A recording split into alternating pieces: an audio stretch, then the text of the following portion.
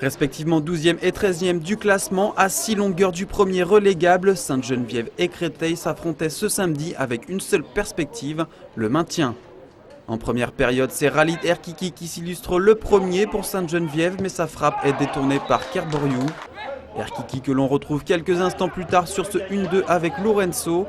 Le numéro 11 essonien centre pour Diallo qui surgit, mais Kerboriou sort une parade réflexe. Une seule véritable réaction des Cristoliens sur ce corner rentrant bien détourné par Caleras. 0-0, c'est le score à la pause. De retour des vestiaires, Créteil semble revigoré. Caleras doit s'illustrer dès le coup d'envoi. Le portier essonien sort une superbe parade sur ce tir de Dubo. Mais quelques instants plus tard, le gardien génovéfin ne peut rien sur la frappe de Youssouf qui vient mourir dans le petit filet. 1-0 pour Créteil et une très mauvaise opération pour Sainte-Geneviève. On a vraiment fait une très bonne première mi-temps, on aurait dû logiquement mener au score.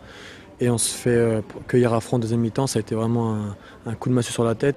Mais Sainte-Geneviève ne désarme pas et Akiana qui remplace Erkiki sorti sur blessure voit sa reprise stoppée par le portier cristolien. Caleras doit s'illustrer une nouvelle fois devant Marquez avant de transmettre un coup franc lointain à Diallo.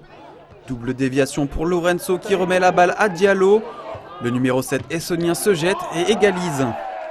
En fin de match, quelques tentatives de part et d'autre ne changeront rien. Un partout score final, un résultat équitable, mais chacun voit midi à sa porte. En deuxième mi-temps, on a la même mise sur le match, on a des occasions pour pouvoir mener 2-0, on ne le fait pas. Et puis on fait une petite erreur de marquage d'inattention en deuxième mi-temps. C'est la seule erreur qu'on fait en deuxième mi-temps, qui n'est même pas une erreur. Et à l'arrivée, on prend le but. Mais on méritait beaucoup mieux. Je pense qu'on était plus, on va dire, concentré sur la fin, on aurait pu l'emporter, quoi. Nous, on était venus dans un premier temps, soit pour gagner, au minimum pour faire match nul. C'est vrai que ce soir, on a fait le minimum, c'est-à-dire match nul.